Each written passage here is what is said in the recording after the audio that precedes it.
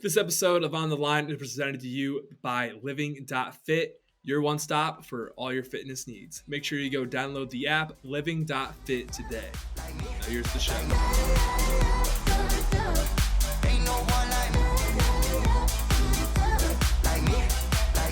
Welcome to On the Line. Today is Friday, June 10th, and we got a kick-ass show for you guys. We got Jamahal Hill back on the program, talking about his upcoming fight with Santos and all the other stuff from before. He has beef now with a couple organizations because of some stuff I brought up. No big deal. Was a little bit of an instigator here. After that, though, we got Clint MacLean, host of the Diehard MMA podcast.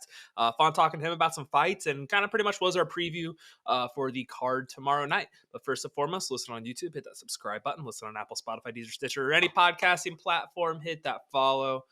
Leave a review if you want to. That'd be cool. But anyway, without further ado, let's go on into Jamahal Hill. We are joined by a very special guest, one of my favorite people to talk to. We are joined by the number one Matt Stafford truther. We are joined by Jamal Stradamus, main event Maul. We're joined by Jamahal Hill, my man. Main event number 2. How we feeling? I'm feeling good, man. Happy to be in this spot, to have this opportunity, and be on the main stage to do what I do. Hell yeah, touching up you. So before we talk about everything else, like that had to be one of the best weeks. Like forget the children, like that's gotta be one of the best weeks of your life. You had the main event call up, you had Matty Stafford finally winning that Super Bowl, and then you had the highlight reel knockout. Like that had to be just a hell of a week. That's a storybook. That's some storybook shit right there, man. You know what I mean? Especially leading off with Matt Stafford getting the Super Bowl. That was perfect, bro. That was really good to see. It was motivating to see. You know, that's been a dude I've been supporting for forever. You know, I'm a Lions fan. You know, I believed in him from day one, and I seen what he could bring to a proper team, a team that's, you know what I mean, where he had to come in and just do his job.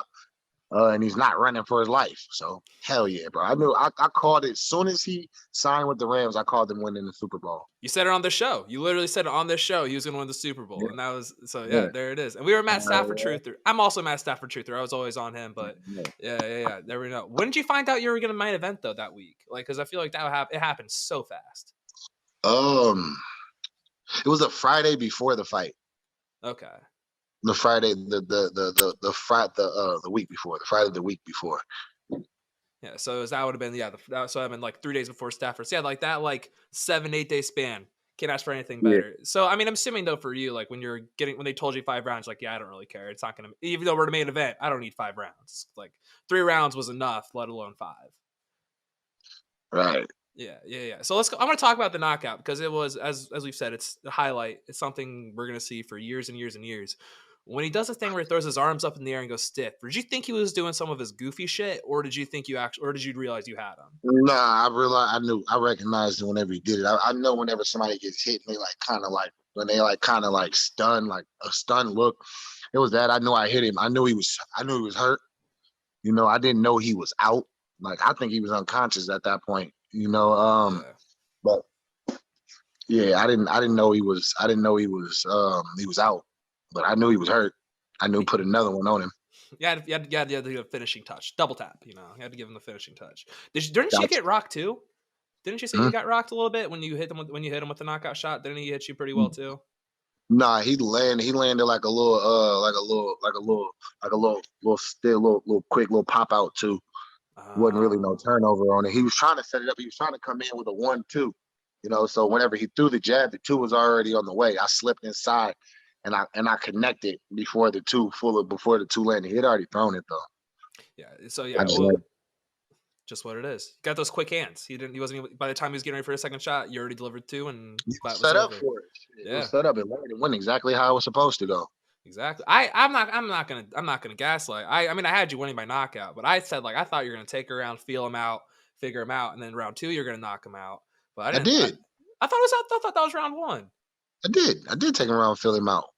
Well, you finished him at the end of the round, though. I thought you were going to take the full 5. Why? Well, I don't know. Because I'm a dipshit, and I thought maybe. I feel you out while my fill out process is painful. I fill out. Your process took what, like it was very fast. I'm an idiot though for thinking like it would take you more than 5 minutes to figure him out. So that's my fault.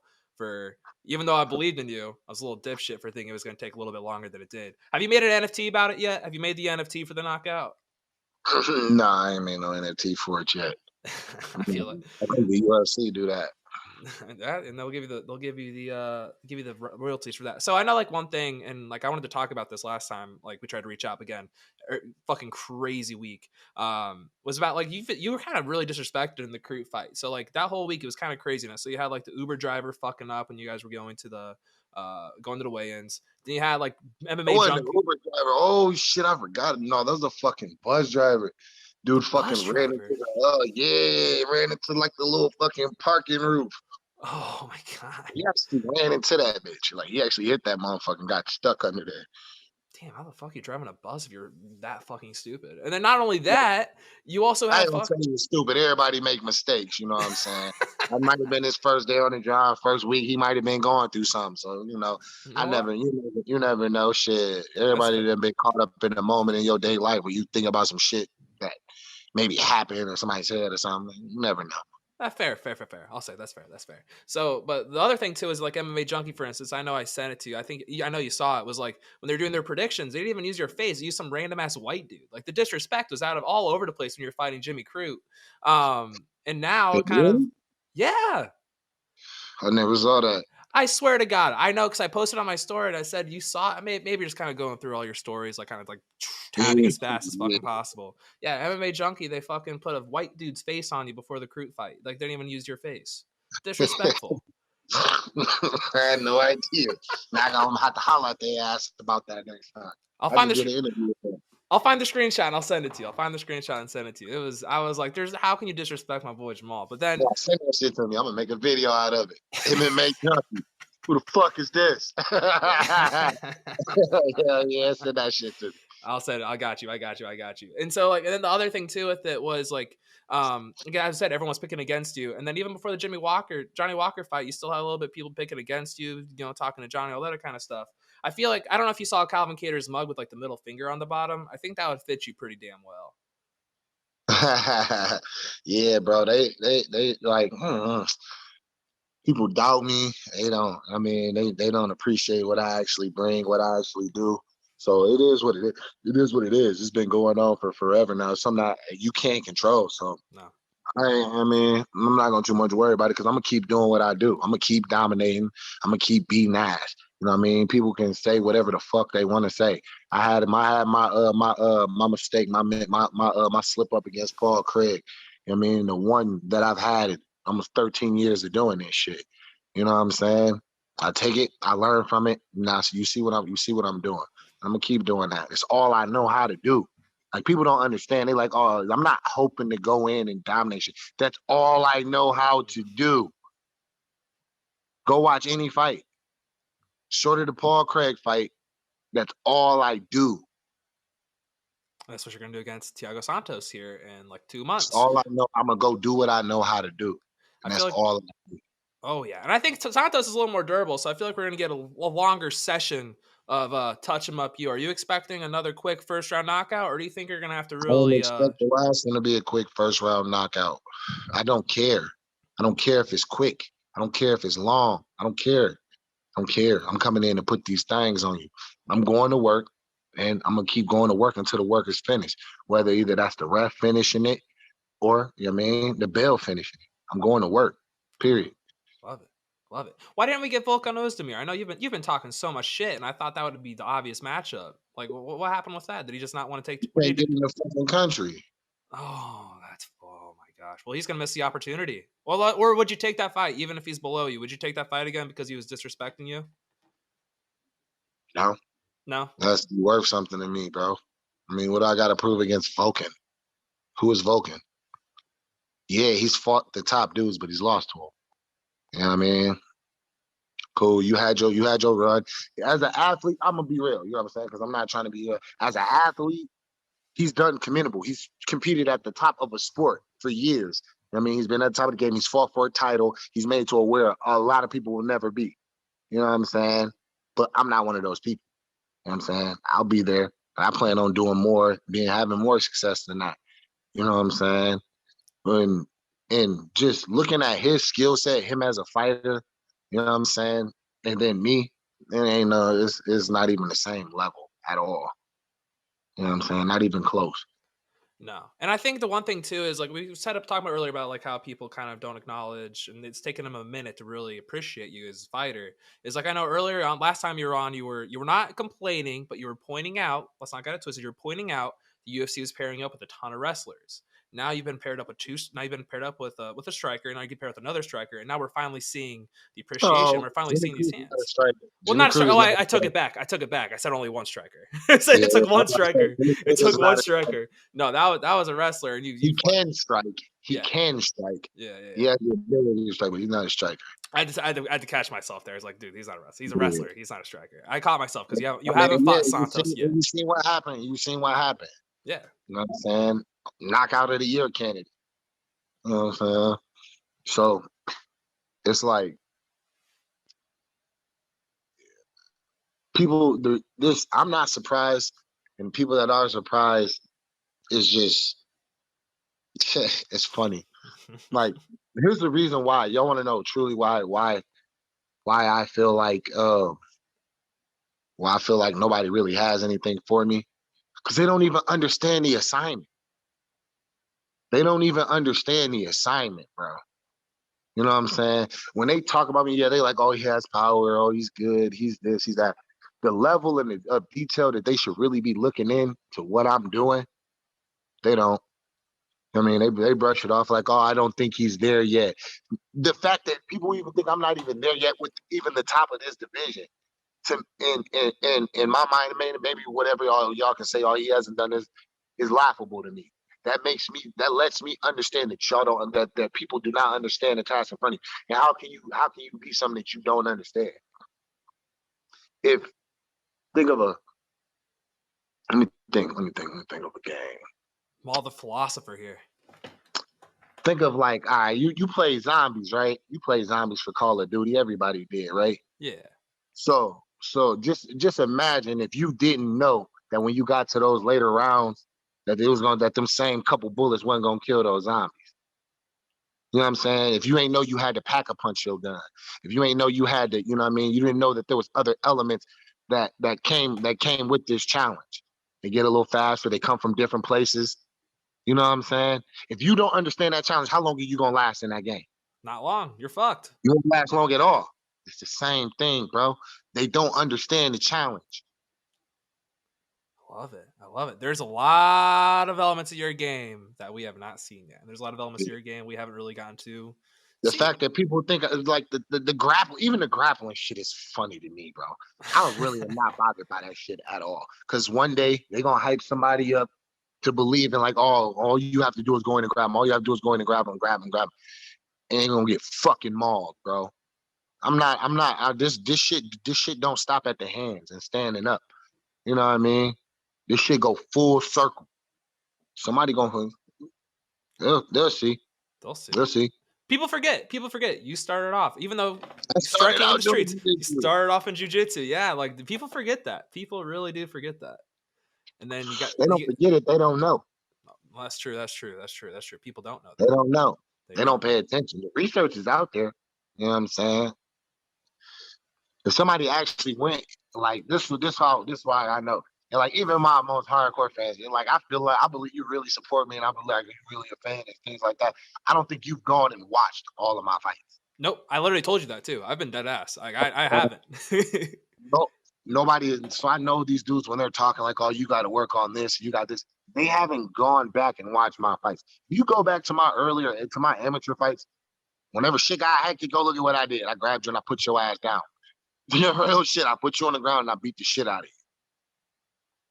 Real talk. Yeah. I believe it. You got the athleticism. You got the. I mean, like it's one of those things too, where it's just like there's elements where like you just don't like. Was it in terms of like fan friendly? You're a very fan friendly fighter. It's just like one of those things for like even I think you're aware of this too. Is like we want to see you guys. Trying to sell. Trying to sell. And the hands sell. The hands sell. Grappling and beating the shit out of people. Yeah, wins fights, but does it sell? Even if I was going in, hitting motherfuckers with like dope ass submission, submitting everybody, every fight, first round submission, bro. You still not gonna be box office, bro. No, you're still not gonna be box office. took Oliveira a Real couple. talk. It took Oliveira a couple knockouts for people to really appreciate him. Like submission's Real shit. cool. Yeah, people don't. It's the casual audience. You know, you want to get the people from It's the boxing. mass. Yeah, the It's the masses. masses. You call it the casual, the masses, whatever. Yeah. Conor McGregor became the star he was from knocking people out. You know what I mean? Frank Mir was submitting everybody. Think about when Frank Mir back in the day when Frank Mir was making his runs. Frank Mir was submitting the shit out of everybody. You weren't a hardcore Frank. You had no idea who the fuck Frank Mir was. You know what I'm saying? But you knew Yeah. who Chuck Liddell was. When Anderson Silva came on the scene, you knew who Anderson Silva was. You know what I mean? It's the people that knock people out. You know what I mean? When Fabricio Verdum was the champion, you know what I'm saying? What was his numbers looking like? Was he even headlining? I don't even think so. As a heavyweight, You know what I'm saying? as a heavyweight, barely even This is got a headlining. dude that come along and knock people out. Mm-hmm. You know what I mean? And Ngannou knock people out. His people all over know about him. You know what I'm saying? Exactly. And I think the And best don't get thing. me wrong, these submission fighters are excellent. Submission fighters are excellent fight. I respect, like you know, like I said, I started in jiu-jitsu. Jiu-jitsu is a beautiful art to me, because I study it and I'm there and I understand it. But to the outside eye, it just looked like two dudes grabbing and hugging on each other. You know what I'm saying? Mm-hmm. It's like you want to get the people who like. What I've noticed too is like as you watch the sport, you really start to appreciate grappling more. Mhm. You want to grab the people that maybe watch 2 or 3 cards a year, and like you want to be that's the goal as a fighter. Right, Like you're in entertainment, and if you want to sell, right, you want to make money. Gotta knock people out. You gotta bring in those people that maybe don't really want to see people, crotch sniff each other. right. Yeah, No, exactly. that's facts. That's Yeah. facts, bro. You know what I mean? Knockout sell, talk sells. Yeah. Uh, you know what I'm saying? Like, it is what it is. You know. You don't even have to really like you don't even have to put on a personality. You're just being you. That's the other good thing too. Is like you don't even have to like put on a fucking like shit persona. You're just being Maul. That's it. By the way, earlier you said you're just gonna get mauled. You should trademark that. Like MAL and then maul people. Oh shit! I like that. I like that. I like that. Yeah, I literally just thought of that when I you like said that. that. When you I said it, I'm like like, that. damn, there's another way. Like that. Maul is so you can use that for so many different things. There's so many different ways you can use it. Main event Maul, the Mauler. I don't know. There's so many fucking things you can use with that Shopping shit. for a money shot at the mall. Oh, there we go. Bars. Yeah, it's all over the place, man. But actually, real quick, because I kind of forgot to ask this about like Johnny Walker. Apparently, you had like a bunch of Johnny Walker fans in your DMs. Like, apparently, they were wilding in there. What was like your favorite one? But I forgot what they even said, bro. Oh, it You know has what been a minute. Has been a minute. Has been a minute. I kind of flush it, bro. You know what I mean? I kind of just like, this motherfucker thing here. I take it and then I flush it. You know what I'm saying? Like I don't like it don't stick with me. Like people think like because like certain people using it like it's personal, he's emotionally invested. I know how to use something and not be emotionally invested in it. Yeah, You know what I'm saying? yeah. I know exactly what you're saying. But yeah, mall. Let's small some people up. Take them to the mall. Shopping spree Mall at the is mall. ass. Shopping Mall is spree. There you go. So now we got MMA junkie in the hot seat. We got trademarks on the hot seat. Now we're gonna be out there with shirts all over the place. This been a very productive interview so far. We're helping the branding here. getting to the money. Yeah, it's more at the end of the day, all about the money. And then you also ripped a shoey before the Johnny Walker fight. Is that not gonna be something you're gonna do every single time? I mean, it is knockout juice. It is knockout juice. Maybe in my hotel room alone, I might do it. We'll see. Ooh, maybe not in the public eye again. Not in the public eye again. Nah, bro, I'm gonna let the Aussies keep their thing. I just wanted to try it one time. Was it worth it? Was it? Oh, and obviously it was worth it. You got the knockout, but like, could you taste like they were new shoes. There were those rock shoes, but like, did you taste the foot odor, or did you just taste the drink? There's no foot of it. There had never been a foot in them. Oh fuck, that's right. There had never been a foot in them. They was straight out the pack. So it was nice, fresh. Yeah, it didn't have anything. It was just the drink then. It was It just the tastes like drink. that. It just tastes like, it tastes like yeah. Most of that shit went down my chest. No, it doesn't count. That you still drank the whole thing. You still drank the whole thing. So when I'm gonna go back and there's a bunch of other stuff I've kind of accumulated since like again it's been a little minute. I know you were you really in New York for the first time a couple months ago. Was that really your first time being in New York? Yeah, January. Did Yeah, you that was see? my Did you see? first time. Dude, I was there like 2 months before for the first time ever, so I can feel that. Did you see any of the massive ass rats? Because I never saw one. Dude, all right, so I didn't see like a subway rat, but I seen a fucking street rat. And they are not afraid. No. They are not afraid. He ran right at us. My mans didn't flinch or move at all. I booked it back a few feet. You know what I'm saying? Like, what are you doing? It's just a little regular street rat. We don't have regular fucking rats here. That ain't normal for us. No. No. That's No. just no, no. We're used to We squirrels. We're don't, like squirrels is like I feel like when they talk about the rats, like we got I squirrels all don't over the even fuck place. with squirrels. Really? I don't like squirrels. Don't like It's squirrels? beef. Actually, fun fact, I've had two. So like And my finger get a little. I just seen this video. This lady picked this squirrel up. Was like, I found this guy on the road. And then tried to get. I was like, okay, okay. And then he bit her ass, bit her Ooh. finger. Oh, nasty She little started fucker. dribbling on her Oh, ass. nasty little fucker. Oh, bro, Oh. that shit shook me to my ugh. I ain't like that. I don't I like ain't that like that. either. I don't like that either. And I want to ask about the haircut here real quick. I know you're undefeated as a buzz cut mall, but I thought the braids are pretty drippy. We're gonna bring them back, or are we gonna stick with the buzz cut? Uh, you gonna keep it low. We gonna keep it low, cut shorty for right now. Okay, okay. I like it We though. gonna stay with low mall. I like it. You can pull off all the different looks, but I was just curious, just curious. And so, obviously, Saturday we do have your division's title on the line. More than likely, probably will face whoever wins this fight. At least I think so. Who do you think's gonna win, and what do you see kind of happening in it? Um, you ain't see my video? I did a breakdown I video of saw the this. They video. put I just wanted you to it on say here. Twitter. You're gonna say I, Glover. I know you're gonna say okay. Glover. Yeah, I'm gonna go with that was actually a few weeks ago, you know what I mean? I don't know. You're changing? Yuri's got that chance. Nah, I'm not changing.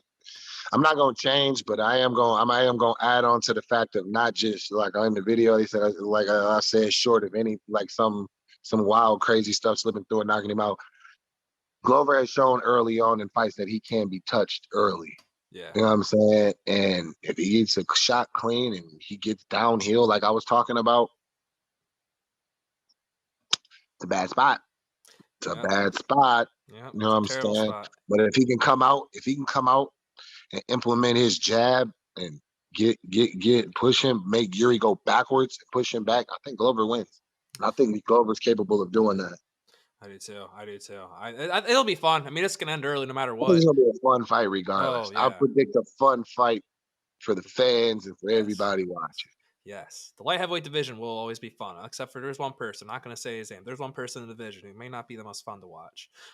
Is there someone you prefer to fight? Like whenever, let's say whenever you do get to that title, who would you rather face Glover or Yuri? I mean, Yuri's the fight that I wanted. I know it is. That's a fight that I've been asking for a minute. So obviously that's the one because I feel like that's a big money box office fight. You know what I mean? Just for the simple fact, just not just for one, for maybe a run back too. You know what I'm saying? Like I think that could be a real deal box office fight. It's gonna be a lot of fun. I feel like do when you see his little like man horn thing, do you think to yourself like, man, I could put him in a choke and like Dominic Reyes did, like he's not gonna get out because he has this little horn that like makes it harder for him to get out. Possible. Possible. I feel like that's how it's gonna The end. other thing is he can use it to poke you in the eye. You get a rear naked choke just trying to poke you with his little man horn. Fucking wilding back there. And then another thing too, I know you were not like a lot of emotions, but Young Dolph died like the week before your fight or like the week of your fight. You gonna keep playing Young Dolph for all your Couple weeks fights? ago. Yeah, it was a couple Huh? weeks. You always gonna play Young Dolph before your walkouts? Is that always gonna be your walkout from now on?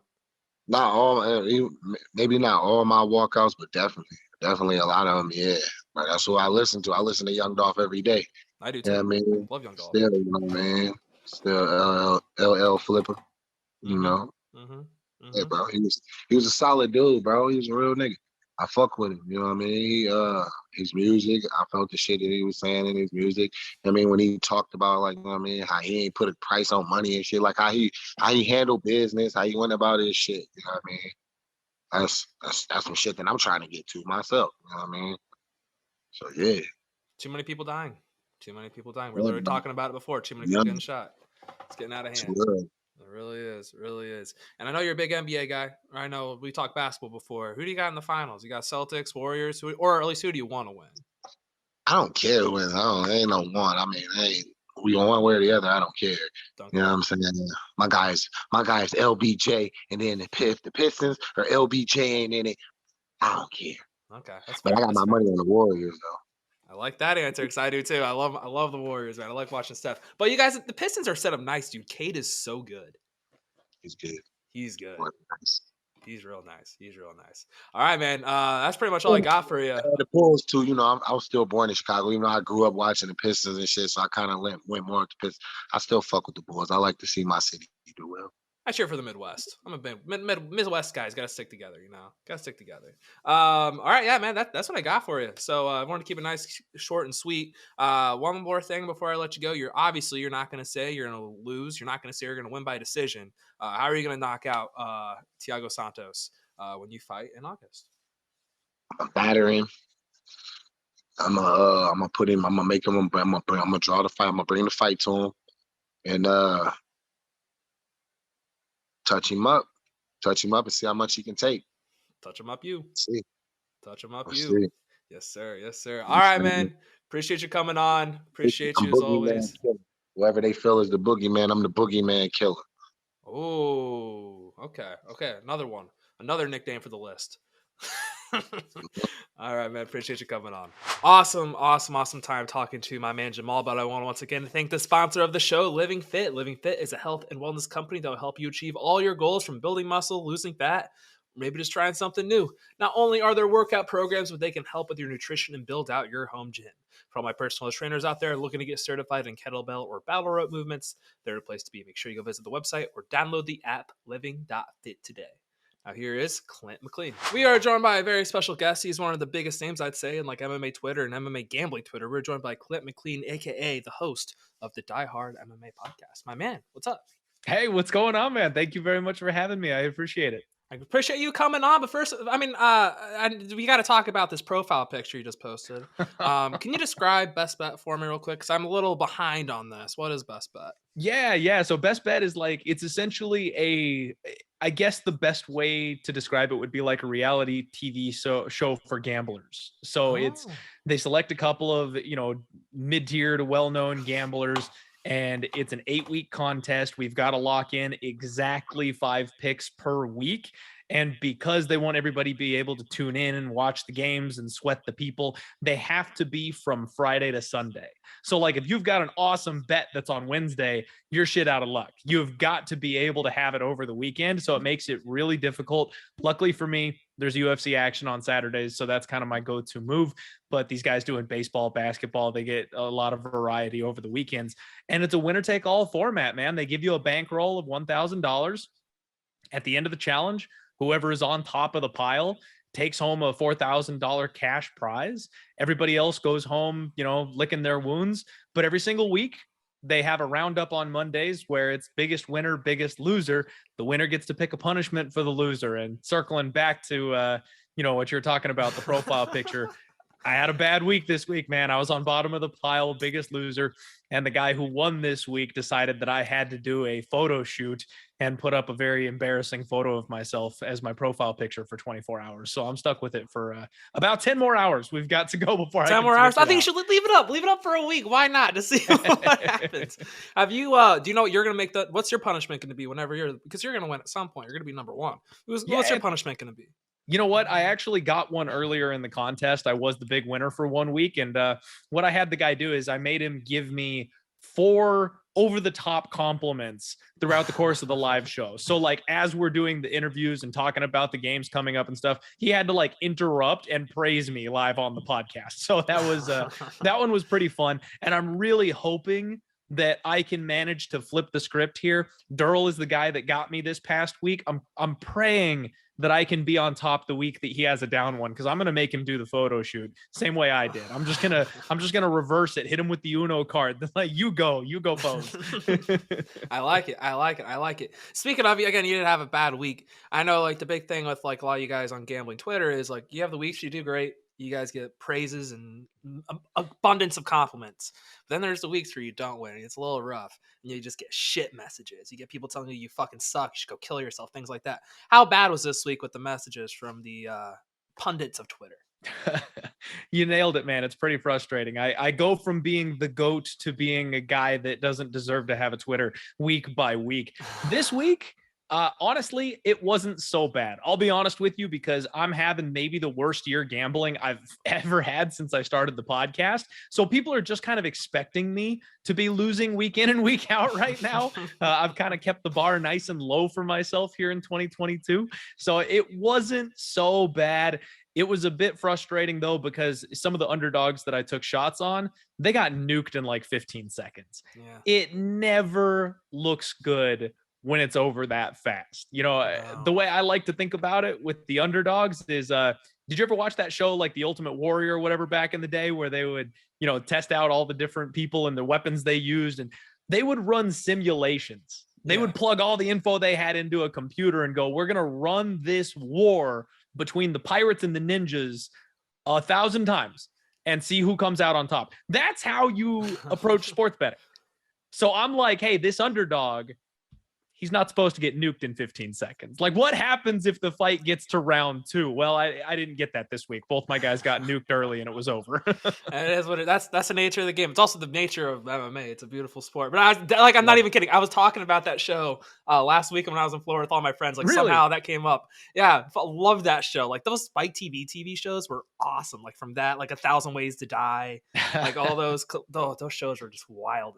Prime Spike TV. I love it. Oh my God. And then UFC was on there too. And so real quick, just out of curiosity, like this is a little bit about you. When did you get in like MMA, UFC, all that kind of stuff? You know, actually, I got into MMA right out of high school. So I grew up in a very small town, very conservative religious parents. Cage fighting was not something I was allowed to watch on TV.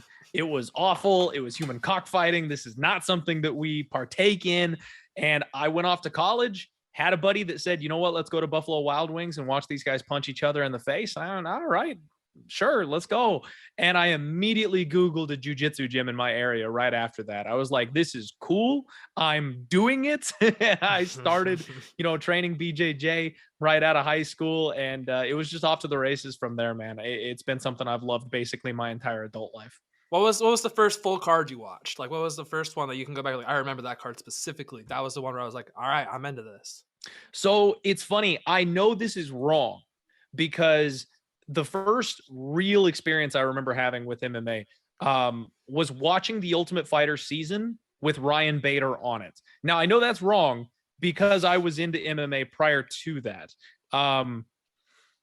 It might have been Brock Lesnar, Frank Mir back in the day, but I remember already kind of being a bit of a fan of Frank Mir. Like, it's been so long, I have a hard time with it. But the one that really is like ultra clear in my head was when Forrest Griffin beat Rampage Jackson for the title. That was the one that is like crystal clear in my mind. I remember that being like the experience where I didn't care about my buddies at the bar. I didn't care about the cute girl that was texting me. I was watching these two guys beat each other up while everybody else was having a good time, and I was ignoring the people around me. That's the one that really sticks out in my mind as my first true experience. See, I was kind of similar going to my dad. Like, I remember I wanted to watch Kimbo Slice fight in a cage, and my dad's like, dude, no, you don't want to watch it. Those cauliflowers, that's disgusting.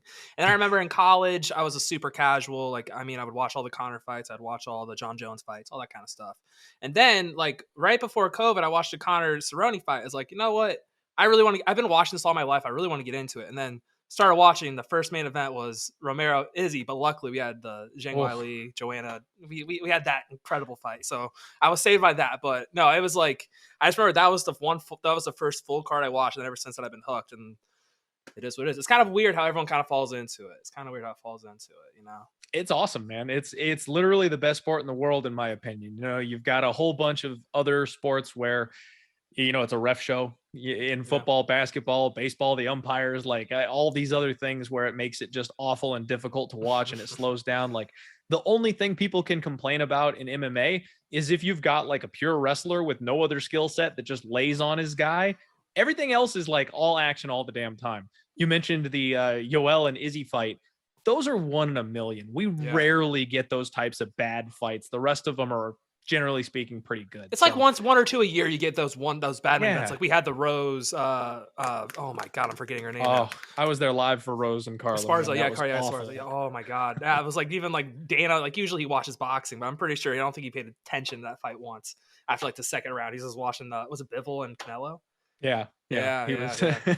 Everybody was tuning out, dude. I was there live in the stadium. Ooh. You couldn't hear a word of Carla's like acceptance post-fight interview. I'm sure the people like watching at home on pay-per-view had no problem hearing what she said. It was deafening. The boos were just so loud. We had no idea what anybody was saying after that fight. It was terrible. I thought it should have been a draw. I don't think anyone won that. They should have just been like, fuck that. That should have been a draw. That was terrible. I asked someone about it, like how loud were the boos? Because like the boos were loud on TV, but like I gotta imagine in person, like those all had to be just unreal loud. No, live it was like floor shaking. Like nobody, the Phoenix crowd is ruckus and rude to begin with. Having a fight that boring that stretches for 25 minutes, it was awful. I needed earplugs. Luckily though, we had Gaethje Oliveira right after. Even though it was only a round, it was still a hell of a fight, fun fight, really good fight. Yeah, that got everybody's blood pumping. Yes, luckily you got the blood pumping. So before we dive into 275, which is the main reason I brought you on, obviously, also wanted to get to know you a little bit more.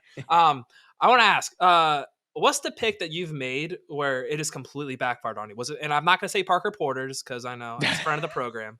But what's the pick that you've made where you're like, dude, this is gonna work. Like the odds are too crazy. I'm gonna seem like a genius. But then like it just like you actually won and it like worked well for you. So and now just to make sure I'm understanding correctly, I think I just changed my question. I want both. I want both. The pick that was good or the pick that was bad? I actually want both. I kind of changed. That was a shitty question because I said one way then I went the other. I'm all over the place. No, so I want both. Like, what's the one where you're like everyone's like you're a fucking idiot. This won't work. Then you win. They're also like, you're a fucking idiot. Then it loses and they're like you're still a fucking idiot. I'm gonna start with the bad one, so I end on kind of a high note. Okay. I get shit all the time from Kyle Anthony, one of the other guys in the betting space on Twitter, for my love of Sam Alvey.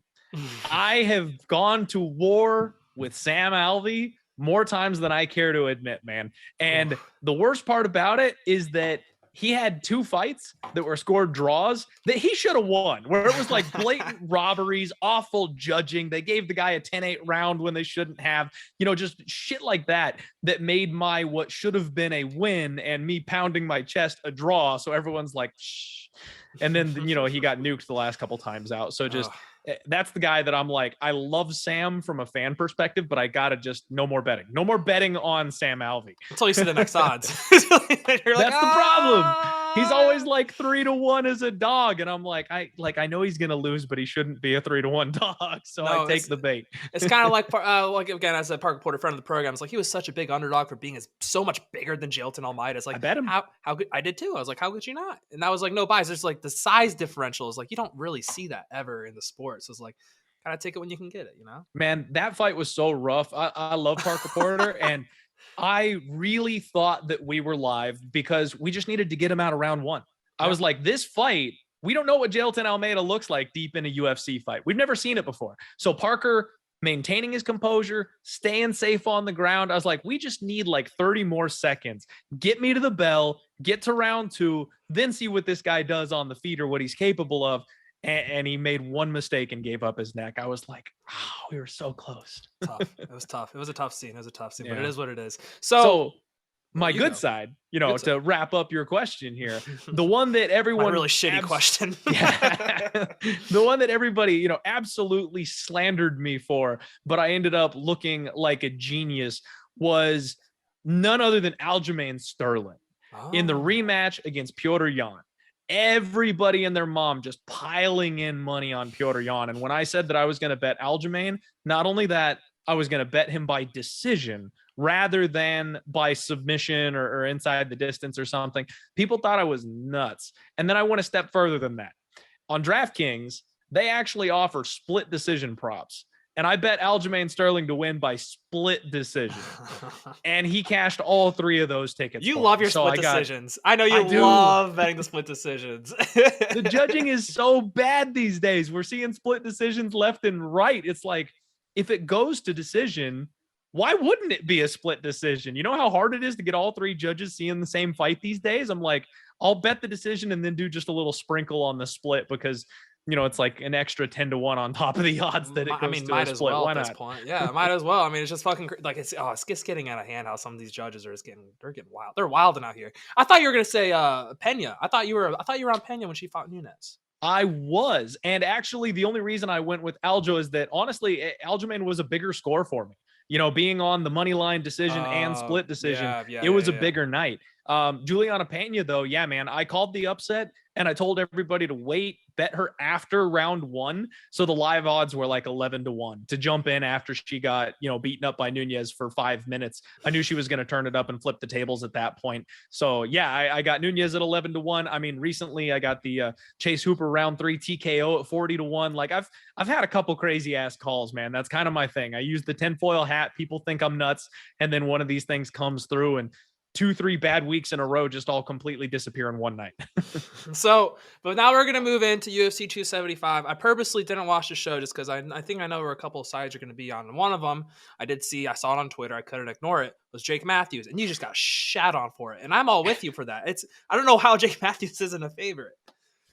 Yeah, this fight is it's a perfect spot for me, man. And it's funny. I told everybody, or at least I told a couple people, I am so much more comfortable with being shit on by public bettors now. Like, if everyone comes to me and they're like, "Oh, Clint, that is such a good bet, bro. Easy lock. It's easy money." I'm like, "Fuck, we're losing." Like, no, for real though. I immediately think that if people are agreeing with me, we're going down with the ship. So the fact that I got so much hate for that pick, I'm like, all right, I'm on the right side now. Now I know. Jake Matthews he's one of these grow up in front of us type of kids, man. He's been in the UFC forever, bunch of experience. He's still super young, believe it or not. He's only like 27 years old, but he's got like 12 UFC fights. Like, he's not done growing or developing. The thing I think he's got the advantage here most of all is going to be his hand speed and then his defensive capabilities. He's got like a 61% striking defense, whereas Fiallo, he's all power, man. If he doesn't knock you out, he's not winning the fight. He's getting hit more often than he hits his opponent. He just makes it count with that big one-hitter quitter. You don't knock out Jake Matthews. People take him down and they submit him. They don't knock him out. So I think he's got the chin, he's got the speed, he's got the footwork. And on top of that, Andre Fiallo, this will be his 3rd fight in 3 months. We have seen this before, man. When these guys make these consistent, quick turnarounds, these routine weight cuts, they're not built to do that. The reason that they have 2 or 3 months between fights is to let their bodies reset. Now he's peaked twice, and he's going to cut weight again and travel across the country and fight at 2 a.m. local time. Like, I think this is just too tall of an order for him, and I wouldn't be surprised if Matthews flips the script and knocks him out. See, that's kind of how I felt too about it. It's just like, and also at the same time, you kind of look at who he's fought. I mean, even in retrospect, before the Baeza fight, like, Baeza's just going to take him down. But who would have thought Baeza wouldn't be using his clear advantage in the fight? But who would have thought that? But no, I think I do. You nailed it all. It's just Matthews. It seems like he's in a better position. When was the last time he fought though? That was the one thing I kind of forgot to look at before. It has been, it's been a minute. Yeah, it's been a minute. Which honestly, I don't think is a bad thing though, man. That's the kind of thing where a kid his age taking time off to grow and develop is a good thing. Look at Hooper. He fought it's been about a year, man. He fought Sean Brady last time out, which I talked about this on my podcast. Sean Brady's a top 5 guy. Like, this guy is moving towards contender status extremely quickly. That's not a bad loss to take. So for him to get out muscled, out physicaled, out grinded on again by a guy who, like I said, the only people that really are dominating Jake Matthews are these grapplers. That's exactly what Sean Brady is. That's exactly the paper to his rock. You know what I mean? Like, he's just not going to win that fight. No. This is an opponent though, who he has a whole lot more success against. You know, you look back at, like, he fought the Leech, Jing Liang, back in 2018. That was an awesome stand-up fight, and he showed off exactly what he can do on the feet in that fight. So I think we've got a blueprint where he struggles with guys that are physically stronger than him and better grapplers with him. He does really well against guys that he can outmove and outstrike. It's a paper rock scissors situation. I love this matchup for Jake Matthews. It feels like this is kind of like the matchup too, where like the public just loves Fiallo just because of his knockout. So they're like, the number doesn't make sense. Kind of like last week with Jeff Molina and Zimagulov. That was one. I mean, I took Zalgas. That hurt. I thought maybe we were gonna pull it out, but it is what it is. You know what it is. So I got lucky on that one, man. You need those bounces when it comes to MMA betting. Sometimes you'll get a good bounce, sometimes you'll get a bad bounce, and we've all been on the bad side of a split decision before. Oh, everyone's been on the bad side of a split decision. So let's move on to this. Let's move on to 275. I want to talk about Yuri Glover first. I love Yuri. He's like he's just a walking meme. The way he fights is memeable. He's just like a walking UFC 4 character. I fucking love the guy. However, I mean, I think the public side right now is everyone's kind of on Glover. Are you on Glover or are you on Yuri? Man, I am honestly struggling with this main event. So Glover is the guy that, I've been backing time and time again. One of my rules, I try to impose like self barriers to protect myself from making bad bets. It doesn't always work, but I try. I don't bet on fighters that are over the age of 40. My loophole is unless I've got a damn good reason. Now that damn good reason can be whatever I, justify it to be, but I just make myself think, okay, he's over 40. Do I have a good reason to bet them? Because fighters over the age of 40 fall off a cliff. At a certain point, they just are not the same fighter that they were. Glover's the ageless wonder. This guy doesn't slow down. We've seen it time and time again.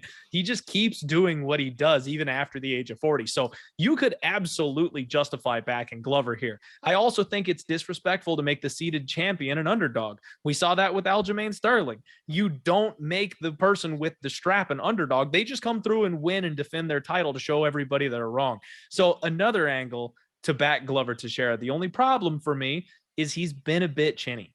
He gets wobbled in a couple of fights. If a guy like Jerry pops you on the jaw, you're done. I don't think we're going to have time for him to recover and fight his way back into a fight that way. The only problem with that is that Jerry is very well documented being easy to take down and doesn't really know what he's doing off the ground. So if Glover dives under one of those big overhands, puts him on his back, it's over. And Glover is still your champion because you're not getting back up once Glover gets you on the ground. No. Honestly, man, I don't even want to bother picking a side on this fight. I like violence. I know the under is set at like 2.5 at minus 170 or something like that. That'd be the way that I'm looking. Or even if you want to get creative, parlay the under 3.5, or even the fight doesn't go the distance. I know it's chalky. It's like minus 500 or something like that, but that's the only safe way I see to win this fight. I think these guys are going to start out a little bit slow, feel each other out. Jerry's going to want to be protective of his hips, pick his shots, make sure Glover doesn't have a chance to shoot on him. So because of that, I do think we can get into like the second round, the third round, but then it's going to be go time. Eventually Glover's going to get clipped and he's going to go, you know what? I've got to get this guy to the mat, or he's going to get the guy to the mat and then Jerry's going to be in survival mode, trying to get back up to his feet. Eventually it's going to turn into a violent fight and one of these guys is going to get exposed in their weak area. So I just think it probably doesn't get past round 3 is kind of the way I'm feeling about this one. Oh, I don't think there's a chance in hell it makes it past round 3. But to be fair, sometimes you think these fights will go a certain way. Just kind of the opposite happens. But I just don't see that happening with these guys because like Yuri hits guys so hard, they literally go limp. Well, you can look at like Ozdemir and Reyes, which again, I feel like this fight's either going to end with Glover like that, which I'm going to hate to see. I love Glover. Or it's going to end up, I feel like Yuri's horn is going to fuck him because it almost fucked him against Reyes. The way it got caught in the guillotine because he couldn't get his head out. It's just so like, it's just such a like, I don't know how to describe it. It's so funny, A. B, I love it. But it's kind of a nuisance if you get in a guillotine. Like, how the fuck are you going to get the horn, man? Like, it's kind of a pain in the ass. It does seem like a weakness in this particular matchup. If Glover gets his hands around your neck like that hairpiece, you're in trouble. But it still is. As I said, he's literally a walking real life UFC 4 fighter. The way he fights, everything about him. I don't know. I don't know. I people will ask me sometimes like, who's the guy I should look out for? I always say this. I always say Yuri just because he's so much fun to watch. I think he's so underrated in terms of like being one of the most like fun fighters to watch. Dude, he's just he's so much fun to watch. He's so new though. I know. We've got years to look forward to watching this wild man in the cage. He's like a jungle man out there, man. It's crazy. I still think the funniest video of Yuri is just him in the jungle screaming at the top of his lungs. Like that's gotta be one of the best videos on MMA. Yep. I mean, we call a lot of people wild men. Jerry set the bar. He's legitimately, I think he's a psychopath, but in the nicest way possible. He's a psychopath. And I mean that in the nicest way possible, but like he really is. Like we joke some people are, he really is. Like he is. People say that like they were born to fight and not everybody actually means it. No, Jerry was born to fight. This man belongs in a cage. he was literally bred like up, and whoever creates human beings, they literally molded him to be a UFC fighter. He wasn't meant to do anything else in his life but fight in a cage. So let's move on to the other title fight. You got Santos Shevchenko. Are you on Santos by sub? Is that, I didn't watch the show, but I feel like that might be where you're leaning. But I feel like you're also probably all on Shevchenko. I don't know. It's high odds. I'm not, man. I'm okay, not. good. So, I was gonna say, I don't know if I could go against. I think Shevchenko is by far the number one pound for pound. So it's like, ugh. So I definitely have bought into Valentina Shevchenko. There are certain things in the UFC and MMA that are proven, and Valentina Shevchenko is one of those. People want to think maybe she's getting a little long in the tooth. She's getting a little older. She's only 34.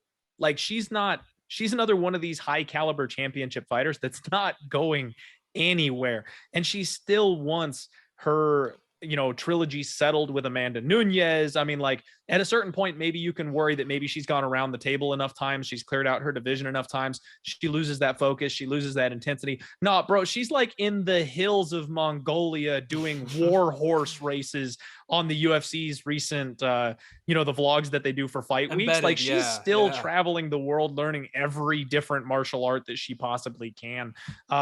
She's insane and awesome. I love it. So in this fight, everyone else seems to think that this is the time, right? Taila Santos is the chosen one that everyone said from a mile away is going to dethrone Valentina Shevchenko. I don't think so. Taila, when she came to the UFC, first off, her record is one of the most padded things I've ever seen. Pre-UFC, she's got like 4 0-1 fighters and then an 0-0 or 3. Like she fought nobody to get here. And she got exposed by Mara Borrello, who's about to get cut from the organization in her debut. Now, she's not the same fighter anymore. She's made some big changes. And that shows, especially with her last couple fights, just mauling people like Jillian Robertson and Joanne Calderwood. But at the same time, as much as I love those two, and I love Roxanne Modafferi, were any of them anywhere near a title shot? Like, I just think there's a level gap here. And Joanne Calderwood, as much as I've been a big fan of hers, she's nearing the end of her career. She's 1-4 in her last 5. She has not looked good. She's been finished in 3 of those 4 losses. I just don't think she has the drive or the fire the way that she used to. So her getting, finished in round 1 by Taila Santos, again, is not something that I'm really going to hang my hat on. Now, I do think Taila's legit. I do think she's got the kind of skill set that it would take to beat Valentina. The one round we ever see Valentina lose at this weight class was when Jennifer Maia took her down and held her down for 5 minutes. So yeah, I think Taila can make this fight a little bit closer, have a little bit more success. But what I think is going to separate these two is the championship rounds. We don't know what Taila Santos looks like in round 4 or round 5. We know that Valentina Shevchenko can push a pace in those rounds. We absolutely have no doubt that she carries her power late in those rounds, and she knows how to win those deep fights. So I think it's Valentina probably inside the distance. I'm expecting her to finish the fight after Taila Santos starts to slow down a little bit, but I do think it'll be competitive early. So maybe you can get like a closer to even money live bet on Shevchenko if Taila Santos wins round 1 and 2. Maybe we just take the inside the distance at even money. I like to sprinkle those late rounds, the round 4, the round 5 props. They usually give you like 18-1 and stuff like that on those. That's ridiculous. Bet. Yeah, it's always fun. Little risk, high reward. You know what I mean? A little sweaty, but they're fun. They're fun. They're fun to cheer for. And then, like I said, you can put $5 or $10 on them and then have a decent return on it instead of putting, $200 on something and losing it and feeling bad about that. You don't feel bad for losing $10, $15. No, not at all. Not at all. I remember I took, I think you were on Trezano too. I was on Trezano to win in the 3rd round. And I remember the first time, I'm like, dude, don't finish him that fast. I was like, hold on. I was like, wait. But that didn't end very well for us. That was unfortunate. That was rough, man. Trezano, I don't know what to make of that guy anymore. I had high hopes for him, but it seems like he may have peaked already. That sucks. Friend of the program, love Trezano, but man, hopefully he can bounce back. He's also he's had some tough fights. They maybe give him a little more of a layup. He's an Ultimate Fighter winner. I'm sure the next fight that he gets is going to be one that's like, now, I mean, this fight was against the debuting guy. So like, he'll probably get another, debuting fighter, that kind of thing where he has a sink or swim type of moment. I don't think we've seen the last of Mike Trezano. I don't want anybody to think I'm like besmirching him or anything. I'm a fan. I think he's got an awesome skill set. He'll beat a lot of people. He just got caught by a guy that to everybody's surprise, can apparently wing power punches for a straight 15 minutes. I think that was the most shocking thing. I think a lot of people were on the same boat of just like, all right, what's he going to do in round 2 or round 3? We've seen him make finishes in the first round, but is he going to have the gas tank? And apparently he does still have that power and gas tank in round 3. Who would have known? It's crazy. It's crazy. If I swing as hard as I can for, I'm going to gas out in 2 minutes. I have no idea how that guy keeps doing it for 15 straight. Well, to be fair, neither of us are UFC fighters. There we go. So let's move on to another, probably the people's main event, Joanna Champion versus Zhang Weili. Do you think this will be as fun as the last one, or do you think it might be a little, or do you think it's not going to live up to the hype? I do think it'll be as fun. I don't know how it could not be. You know what I mean? You've got Weili Zhang coming off of back-to-back losses. She's hungry. She wants to be the champion again. She wants to prove that she's not a fluke. She's going to be coming out looking to kill in this particular fight. And Joanna, she took 2 years off to reset. She wants to come back and get back to her title as well. She actually just did an interview where she's talking about how she wanted the rematch with Rose, but she knew that Carla Esparza was going to be next in line. So she was like, all right, fine, we'll just run it back with Weili instead, because I know that'll be a good fight to get my name back out there. Like, she wants the people to see her in another fight where she can show off some skills. I do think that there might be a bit more of a measured approach from these two fighters in this one, just because the last one was such a war and they both took so much damage, and there's a lot at stake. When both fighters are coming off of losses, when both fighters are trying to stay in the contender circle, you tend to see them slow down just a little bit because they want to make sure they're the ones that are winning. So I think we're going to get another tight, greasy decision in this spot, man. I do think the pace of the fight will pick up. But one thing about Joanna, similar to what we were talking about with Jake Matthews earlier, is she's extremely defensively sound. So I could see her playing a bit more of a defensive game and trying to kind of, I guess, rope-a-dope Weili Zhang a little bit, stay out of the way, not take so much damage. She doesn't want another hematoma like last time. So I could expect a more measured approach. I think it's going 15 minutes, and I still think it'll be a fun fight, just maybe a little bit less violent, a little bit more technical. Not the huge hemorrhage on the forehead. Won't see one of those again. No, that was something, wasn't it? That was insane. I have never seen anything like that. And the way Zhang, I mean, you got to credit her, man. She kept punching the damn thing. Like, as soon as it swole up a little bit, she was like targeting it. And the next thing you know, Joanna looks like the guy from the Goonies. It's like, that was nuts. That fight was, watch it back. If you've got ESPN Plus, like I just watched it again, prepping for this fight. Like, it's just as good on rewatch, man. That fight is insane.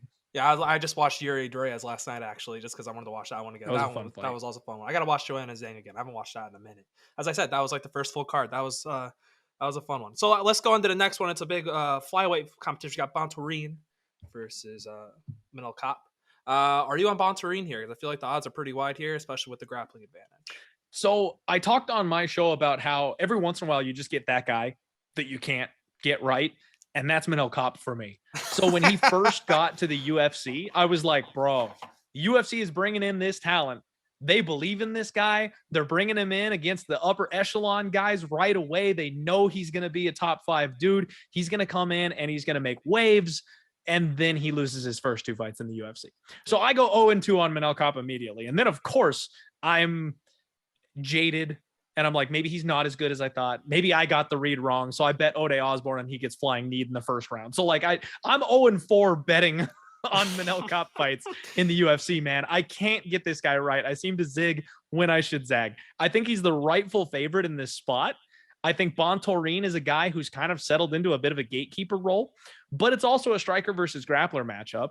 And because of that, we could see another very close fight here. Bontorin has one of the strongest body locks I've ever seen. He sticks to people like glue. And I don't know if you've done any grappling or jiu-jitsu, man, but when somebody gives you no space to work with, it is the most frustrating thing on the planet. You can't get your guard back. You can't swim for an underhook. Like you're expending all this energy and you're just helpless to do anything because they are not giving you an inch. And that sucks. Manel Kape has some awesome takedown defense. He's got good hips, good counter wrestling. But if this hits the floor, I think Bontorin could cause some problems. I mean, he almost finished Kai Kara France in the first round of their fight, getting that back control, almost got the rear naked choke in. He did get starched in round 2, but everybody seems to forget what round 1 looked like up until that point. Manel Kape also has a bit of a tendency to turn into a staring contest He'll be a little bit low volume, play with his hands down, kind of run around the cage a bit. If he does any of those kinds of things, this fight could be very, very close. So it's one of those weird spots where I'm going to say Manel Kape wins the fight, but from a betting perspective, I can't lay minus 250. I think there's probably some betting value on Bontorin. This thing could go to a split, but we got to remember the hometown guy in this spot is Manel Kape. He is massive over in the Asia markets. That's where he came over to the UFC from. He's hugely popular over there.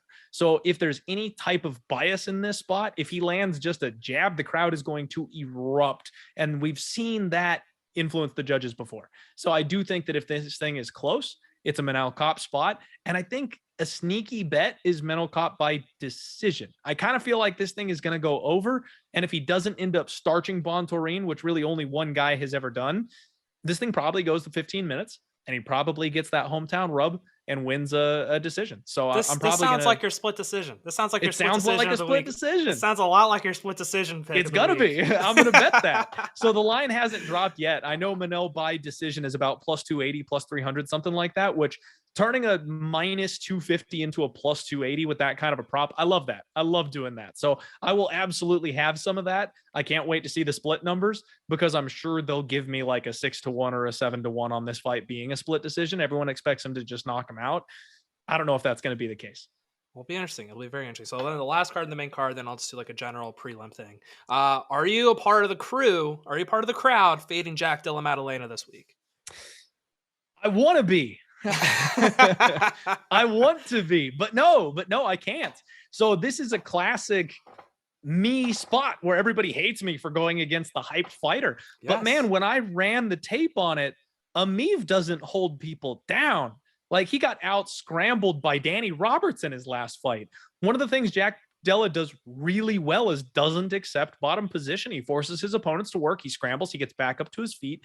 And it reminds me so much of the Zalgas and Jeff Molina fight.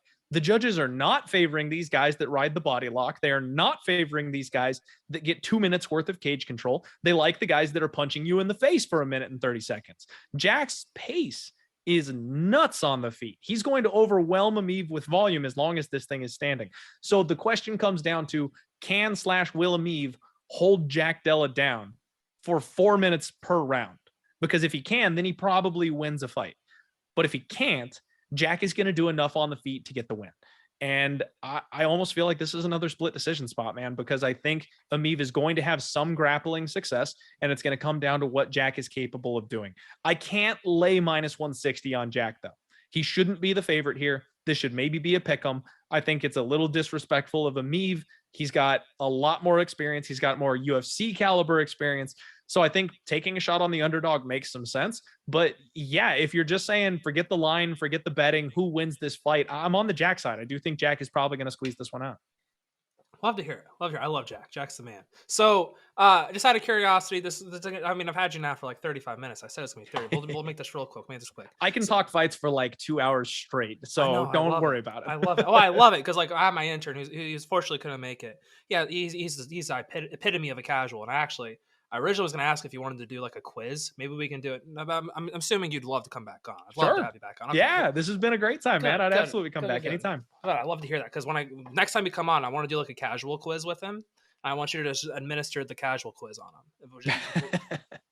That would be fun. That would be a good time. That would be fun because he really doesn't know a whole lot. It's kind of funny sometimes. Well, it's just me kind of speaking into the camera by myself, and he's like, "Oh yeah, for sure," and then he says something, and it just makes zero sense. It was just like. So it was like, fuck, I don't even remember specifically. He's like, someone has power. Like, dude, they've never had a knockout in their career. Like, they're not powerful or it's just shit like that. I don't know. You know what? We were all casuals at one time. I know. MMA thrives on the casual fan base. We have to be nice enough to the casuals to let them stick around because let me tell you, I've said some dumbass things in my time, man. I was willing to go to war with Tyrone Woodley being the greatest of all time and Kamaru Usman not having anything for him. One of the biggest L's I've ever taken in my life, both analytically and betting wise, when Usman challenged for the title, because I was going hard in the paint on Tyrone Woodley and that did not age well. And that was after, being serious about podcasting for a year or so. So it takes time. If you're a casual, it's okay. You're going to be dumb for about 2 years. It takes about 2 years. It takes about 2 years because I'm around that point now, about my 2 year span, where now I really start to understand it. Like I've noticed this too, is like a lot of the people who are like good at like betting and things like that is usually a lot of it is just like fading the public favorites. Like that's kind of that's really all it is. That's pretty true, man. It's pretty accurate. It's because most of the time these guys, it's because they're all knockout guys, and most of the time when you have these guys who are like striking oriented, the grapplers will always just grapple fuck them to death, and it's just like, oh, that fucking sucked, which it is what it is. It is what it is. No, but that's we have fun with him being a casual though. I make it fun. It's not like I love it berating him about it. So again, real quick about Usman. Do you think Leon Edwards is going to be Kamaru Usman? Because I'm in the camp of I think he's fallen too much in love with his hands. So I'm pretty firmly established at this point that no one's getting rid of Usman until he hangs up the gloves. The guy is a freak. He's an absolute freak of nature. Khamzat may be our only hope. I don't think much of Leon Edwards personally. And I know that's weird because I know he's like a top 3 guy, like literally. So he's absolutely incredible. But I am also very firmly in the casual camp where in that Diaz fight, bro got rocked in the 5th round. Like you dominated for 20 minutes and then almost lost the fight via KO deep in a championship fight. Usman's striking, he has fallen in love with it a bit, but is Edwards going to out grapple Usman? I don't think so. No. I think Usman's probably able to kind of put his grappling on the shelf a little bit because no one's going to touch him in that realm, and no one's been able to touch him for his last 2-3 years. So if he wants to sharpen up the wrestling just a little bit with Michael Chandler before this title fight, he should be all set to go. And if we get a striking match, I think he can probably do what Nate Diaz did. Nate Diaz is not overly known for his power. It's a volume boxing type of thing. But Usman's got crazy power. If Diaz can rock you, Usman can rock you. I definitely side with the champ on that one. All right. Just curious. Just a little side. So now back to the prelims. Out of all the prelim fights, you had to pick one. You're keeping your eye on. Like, that's the fight you got to watch. What's the fight that you're like, I need to watch this on the prelims? So I'm going to go ahead and forgo the easy answer of Andre Fiallo with Jake Matthews. Oh, that doesn't count. We already talked about that. We already talked about it. So I definitely don't want to do that one. It's going to be Liang Na versus Silvana Gomez Juarez. That fight is the second fight of the night, and most people may not turn the TV on by then. Make sure the tube is on for the first 2 fights of this card, because Liang Na hasn't fought since her last fight on a big pay-per-view card for a reason. This woman is hell on wheels in round 1. If this fight makes it past the 7-minute mark, I am going to be shocked. And she's taking on Silvana Gomez Juarez, who she's not the greatest fighter in the world, but she has crazy power for this weight class. So one of these women is going to sleep. Liang Na just forces a gunfight early, likes to take people down.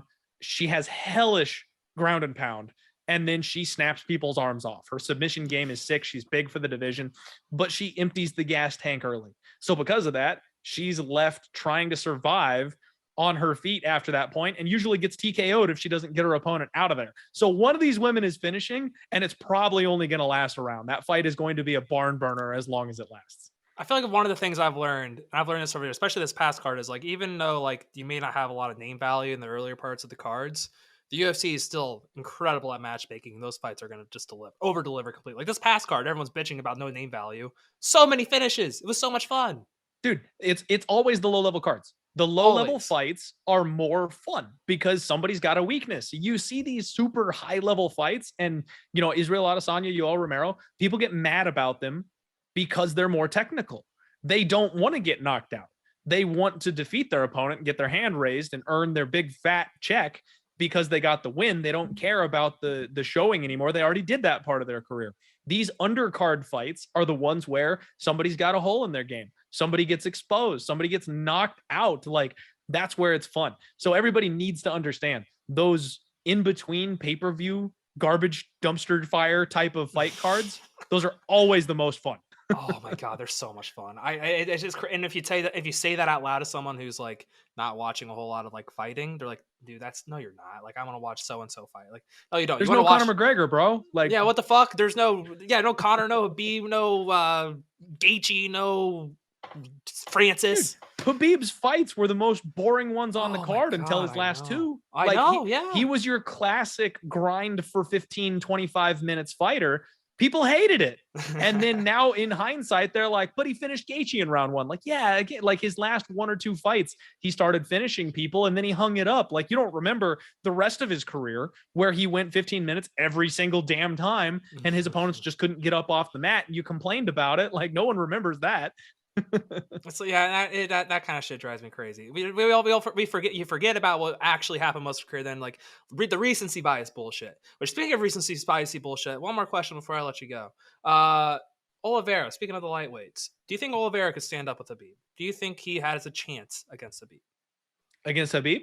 Yeah, if they were, because I think if I do, because like, am I wrong to say that if Oliveira beats Islam, Habib's gonna come out of retirement? Man, I don't think Habib's coming back no matter what. He is thick. He is thick. He is thick, and he made a promise to his mom. And once you make a promise to your mom, you're not going back on that. So I don't think we're going to see Habib again, regardless of how this pans out. I hope we get to that point where it's a conversation, but we'll see how that next fight goes. I do think that Charles Oliveira poses some problems, though, because if you recall, man, a lot of people thought that Tony was the answer to Khabib, the slick jiu-jitsu guy that could play with this man on the ground. Charles Oliveira is better than Tony ever was in that exact area. So I think he poses the same problems that Tony did, except with a higher success rate. He's got decent offensive wrestling himself. He's got slicker striking than Tony does. He's got more power. He's physically stronger. Like, there's a lot of reasons to like Charles Oliveira in that spot. So we'll see. I'm extremely excited about this Islam fight, man. I do think that there's some questions still to be answered about Islam. And again, the seeded champion in Charles Oliveira is being disrespected by being lined as the underdog. But everybody's seen what Charles has done lately. And that's going to be the casual spot, is to bet on the champion at the underdog price tag. Can Islam grind him for 25 minutes? I don't know. He's been chinned before too. We never saw it with Habib. Islam's he's been knocked out before. He's been knocked out flat. That's the big thing. Is because Charles Oliveira, his weakness is on the feet, right? He's reckless on the feet because it doesn't matter. If you knock him to the ground, he's better there. So jump on in. Come on in. Water's fine. We're not having a fighter in Islam that should be able to contend with him on the feet. If this is a 25-minute kickboxing match, Islam's going to sleep. So he can be as reckless as he wants to be on the feet. And then if it hits the ground, Islam might be able to out wrestle him. But I don't think he's getting a rear naked choke on Charles Oliveira. I think Charles Oliveira is the better jiu-jitsu fighter. He'll be able to be slick enough to get out of any of those positions in the danger. He's not going to get TKO'd, ground and pound, or anything like that. So I expect that fight probably to go longer. And Charles may even snatch something in like the third, fourth, or fifth round in that fight once Islam has actually taken some damage, once maybe he's not able to hold him down as well anymore, makes a mistake and leaves his neck out. I can see Charles Oliveira maintaining his belt in that fight. I also think it's very possible that Islam is just the second coming of Khabib and holds him down for 25 minutes and makes it the most boring fight of all time and, takes the belt, becomes the new unanimous champion. And then it could go either way, man. And then it's a close fight. It'll be close. It'll be fun. Love me some Charlie Olives. All right, man. So loved having you on. That was a lot of fun. Obviously, got to plug the podcast. Go ahead. Plug. Thank you very much. I appreciate it. This was a blast, man. I appreciate you having me. So I host the Diehard MMA podcast. We are over on YouTube on Pub Sports Radio. Make sure you check us out. Round the clock content over at Pub Sports Radio for sports betting. All the other personalities over there cover all the other sports. My show is on Monday live 7:30 p.m. Eastern time. If you want to come hang out in the chat and talk fights with me and a very, very fun and respectful group of people that like to bet on MMA. That's about it, man. At Diehard MMA Pod on pretty much any social media platform that you can find, and I'm all fights all the time. So if you want to come hang out and talk to me, shoot me a message on Twitter, and we can talk about fights and betting. I love it. All right, go subscribe, go watch. He's a good time. He's fun. He also takes everything with a grain of salt. He takes everything in the chin. He's a good man. All right, thanks for coming on. All right, so now I feel smarter about UFC 275. I also feel a little bit dumber for some of the things I said, but you know what? That's how I feel after every podcast. I feel like a fucking idiot. But anyway, awesome having him now be a part of our family. Clint MacLean, Jamahal Hill obviously already was. Now we have, double it up. Again, as I said at the beginning, I started some shit. A lot of fun. A lot of fun. Sure. Harrison, we're gonna have some fun with Clint when you if you're able to make it that one. I'm If you're not looking busy for. with external. Yeah, I'm looking forward to it. It's gonna be funny. Yeah. All right. Well, we already kind of gave a preview for the show for the UFC 275. I mean, I kind of already said it. Yuri Prochazka thinks a can't miss fighter. Funny as fuck to watch fight. The way he like touches his gloves to like release his chakras or whatever the fuck he describes it as. Dude's just a warlord. I don't know how else to describe it, but he's must watch TV. That video of him And with then the also katana was so funny. Chef's kiss. So you got that. We got Jack Dilla Maddalena fighting this weekend. We weren't able to work something out with him, but he's obviously a friend of the program. So him, Monel Cop. We have a lot of guys in this card, even though they weren't interviewed. Like we're in talks with them. So cheering for those guys. Obviously, already went over it with Clint. Let's go into our medals for the week, and then we'll wrap this thing on up. I'll go first. My bronze medal, pretty basic, goes to the refs. It is a ref show. Scott Foster is like 14-0 whenever he refs for the Celtics.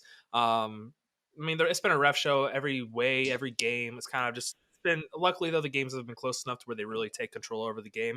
However, I did see this, and I hate complaining about refs in these series, but the Celtics are a very physical team. When you play physical, usually you get fouls called. The Celtics starters, through 3 games, none of them have over 5 fouls. The fact that Marcus Smart 5 fouls for 3 games is absolutely bullshit. Steph Curry had 3 called in the first half. So is there a little bit of ref conspiracy? Maybe a little bit, but I mean the NBA wants this thing to go long. Clay's, which is huge, but the refs kind of a little bit of a ref show in that first half when they gave Steph 3 fouls in the first 2 quarters. All I'm going to say on that is that Scott Foster is an absolute disgrace to the number 48. That's all I need to say. I really do not like that guy. No one likes him. All right, Harrison, your bronze medal. My bronze medal goes to Marlon Humphrey because, man, he really needs it this week after the disrespect of the Madden Twitter account put towards him in their official release for Madden 23. They were just making him seem like the biggest chump in the NFL with how he was getting run over. I forget who it was in the videos or the clips who was like just completely trucking him, but he was getting like pushed over. Nick Chubb. Yeah, He's getting Nick chubbed. Chubb. He was getting chubbed. He's getting chubbed all over the place. And he was just like, just take me out of the game already at this point, man. I can't take it anymore. So, bronze medal, Marlon, you deserve it for going through what you went through this week, bud. But, yeah. Shout out him. Shout out for being one of the only guys whenever they get shown in those trailers. He's the first one to be like, what the fuck? Yeah. So, shout out to him for having the balls to step up to the big bad boy that is EA Sports Madden. We need competition. But anyway, moving on to our silver medals. My silver medal goes to sportsbooks. They've taken a lot of my money over the past month. I'm hurt. I'm really hurt. The fact that I'm even saying this means I'm down bad. I'm down very bad. I'm not going to get into specifics, but I am down bad. Shout out BetMGM for taking all my money. It's that one team. And anyone else, if you want to sponsor me, I'll happily. It's because I just keep thinking the NBA games will be close. That's why I've lost all my money. I just keep thinking, oh, there's no way it's going to be another fucking blowout. Let's bet on them live. The playoffs have to turn around at some point. I just keep getting railed. Anyway, shout out sportsbooks. You guys have me in the dumps. Harrison, who's your silver medal? My silver goes to Nathan McKinnon. He won the Battle of the Max in the NHL, and I mean, I was proven completely wrong last week because I thought that the Oilers were going to come back and make it a good series after doing the same thing they did in Game 1 of the Calgary series. But no, the Avs just rolled right through them, and it was an ugly series to watch because it wasn't even close. Like, it was the goaltending that did them in. Mike Smith was just god-awful, but Nathan... We said this last time. They're going to get Andre Fleury, and then they're like, oh, we got Andre Fleury now. And they're like, nothing's really going to change. No. Because he's getting older, too. So But Oilers need to get a goalie. Last year was to get a defense. This year they really need a goalie.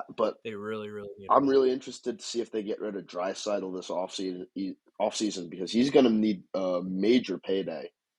And between him and McDavid, it's going to be interesting to see who they will decide to keep. Well, obviously it's McDavid, but Draisaitl's no, they're going to keep. Yeah. I don't think it's not. I don't think it's a question of who. It's a matter of when. Yes. Or do we keep both? Yeah. I don't know. It'll be interesting. That's hockey talk. But shout out Lightning. I'm just going to go ahead and tell you guys now if you want to fade me, instead of the sportsbook destroy me. I have the Lightning tonight, so hammer the fucking Rangers. Yeah. I mean, they're back on home ice, so. Yeah, I mean, just fade me. Moving on to our gold medals. Blacked out personalities get my gold medal, or just people who are drunk in general. iPhone, after years of suffering among humans everywhere, including myself, and I'm assuming Harrison as well. Oh yeah. He's kind of Oh safe yeah. to say we all have. Um, you can now unsend messages. So when you wake up whatever, let's say you're up till 4 a.m., you don't remember between 2 and 4, you wake up with a shitload of messages, whether it be Instagram, iMessages, whatever. You can now delete every single fucking one and you don't feel bad anymore. They'll No. be like, I saw a notification. I swear. No, you didn't. You didn't see shit. I didn't send What are anything. you talking So, about? God, drunk me I would have felt so much better about myself my senior year if I had this. Oh, things would have been so much different. But shout out iPhone, Apple for finally doing this feature and for letting all the kings out there to really take advantage of the We can situation. finally gaslight appropriately. Apparently. All right, Harrison, your gold medal. My gold medal goes to the Fightins because, man, have we turned this season around. Who knew all we needed to do was fire Joe Girardi and everything just became so much better? Because last night, the win streak continued with a 10-0 domination of the Brewers. We might be losing right now, but it's still only the bottom of the first, and I really think we can make this win streak 7. I think 7 games now. So the Fightins. Goddamn Fightins. Who do you guys call the Phillies Fightins in Yeah, Philly? they're the Fightins. I had no idea what the fuck I had no idea what you were talking about. Like maybe like when you said this before the show, I was like, "Who the fuck are the Yeah. Fightins?" I thought you were talking lacrosse. I was Nah. like, "Who the fuck?" I was like, "What the fuck are you talking about?" There's But this it's the Phillies. there's It's this the Phillies. video It's the from I Phillies. think like 2008. I think it was during our World Series run of this guy on the street in Philadelphia getting interviewed, and it's like, so we just won this game. How are you feeling right now? It's the Fightins, man. It's the Fightins, and it's just It's like Bing yeah, Bong. it's classic Sounds like Philly. Bing Bong, but before Bing Bong. Yeah, Oh, okay. classic Now Philly. I kind of Yeah, understand. Okay, classic Philly, classic Philly. I mean, PHIGHTINS, the Fightins. the Fightins. All right. Well, shout out the Fightins. Yeah. So that's what we got for the show. We kept this part short and sweet. Obviously, we had 2 interviews, and I mean they're over an hour. Don't hold you guys up too long. Enjoy the pay-per-view this weekend. We got or illegally if you need like you know what to call. Ready to go. We have Calvin Cater next week. We got Rob Wilkinson next week. Obviously, we haven't done the Calvin one yet. We're going to do it here in a couple days, but I know the Rob Wilkinson interview is kick-ass, so you guys will look forward to that one. And then we got some more fun stuff coming your way next week as we keep this summer of violence going. So without further ado, see ya.